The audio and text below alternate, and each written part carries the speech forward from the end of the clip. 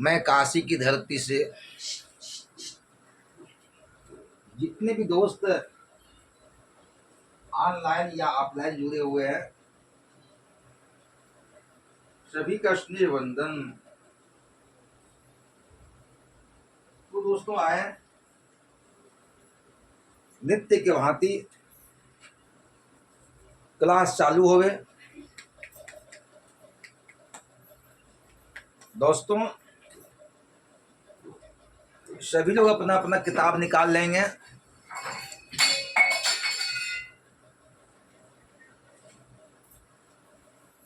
सभी लोग अपना अपना किताब मुहूर्त चिंतामणि निकाल लें। दोस्त मुहूर्त चिंतामणि के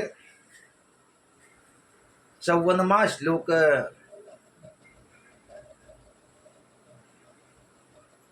मुहूर्त चिंतामणि के 54 अर्थात 54वां श्लोक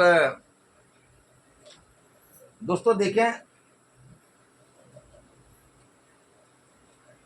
इसमें क्या लिखे हैं।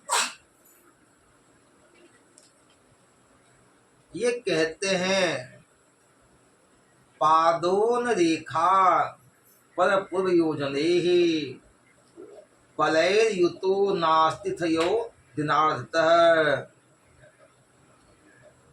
उनाधिकास्तद विवरोध भवे पलैरुर्ध्वं तथाधो दिनप प्रवेशनम। आए इनका अन्वय देखिए क्या कहते हैं। पादोन रेखा पर पूर्व योजनैः फलैः क्रमेण युतोनाः तिथयः पंचदश घट्यः यदि दिनार्थतः उनाधिकः तदा तद विवरोध भवेः फलैः ऊर्ध्वम् अनन्तरं तथा अधः पूर्वमेव दिन प्रवेशनम स्यात्। दोस्तों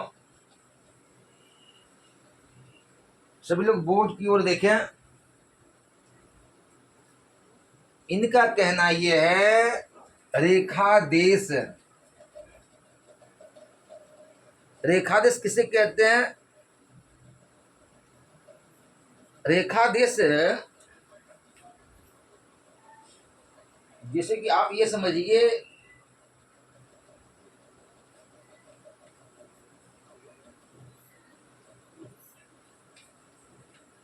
अर्थात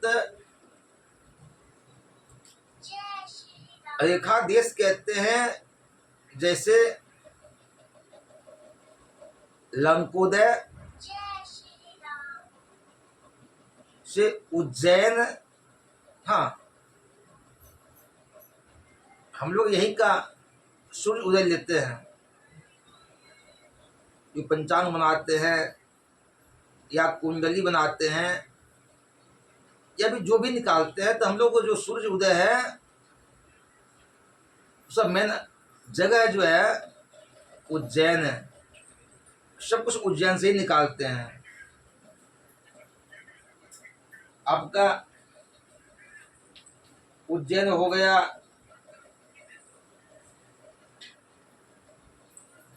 आपका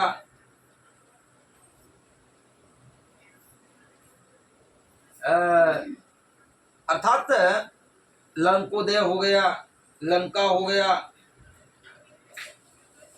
ये जी हम लोग इसी से उसका निकालते हैं। कहाँ से। उज्जैन। तो इनका कहना यह है आप फिर इसको समझिए बोर्ड की ओर देखें।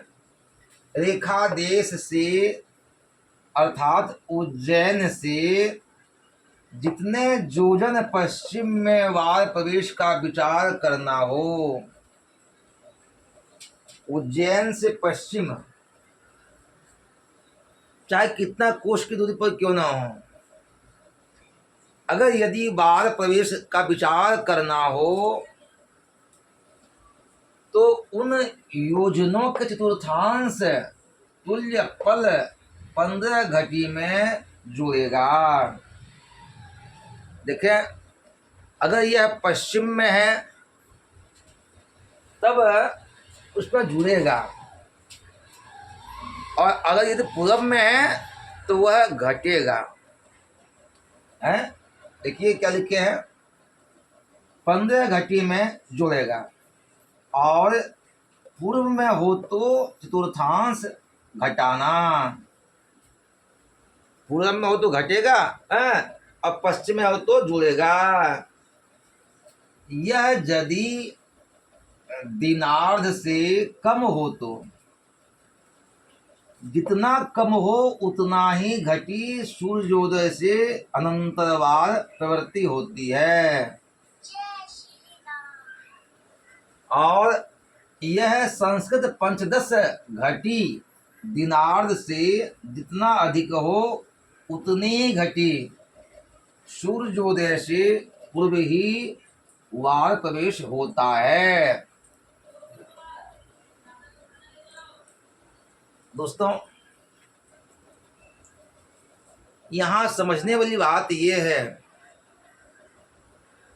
अगर यदि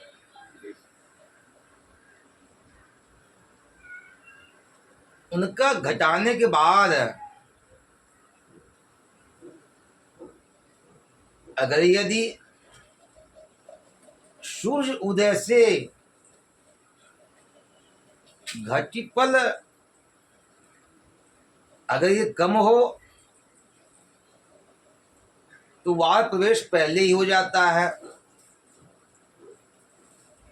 अगर यदि सूर्य उदय में जो घटीपल है उतना ही अगर हो तो वही समय लेंगे वार प्रवेश का। अगर यदि सूर्य उदय से अधिक हो घटीपल तो सूर्य उदय के बाद वार प्रवेश समझना चाहिए। ये जी वार प्रवेश होता क्या है? इसको समझिए।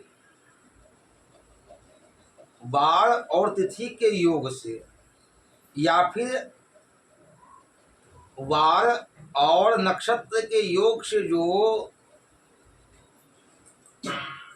अमृत सिद्धि आदि योग जो बनता है ना, उनमें वार प्रवेश से ही उनकी गिनती होती है। इतवार, सोमवार, मंगल, बुध, बृहस्पति, शुक्र, तो ये सब जो है। और अब जो भी देखना हो, या तो दिग्बल देखना हो या फिर दिक्सूल देखना हो, जो भी देखना हो सब या तो इतवार या सोमवार या मंगल या बुध या बृहस्पति, इन दिनों से ही जोड़कर फल कहना चाहिए।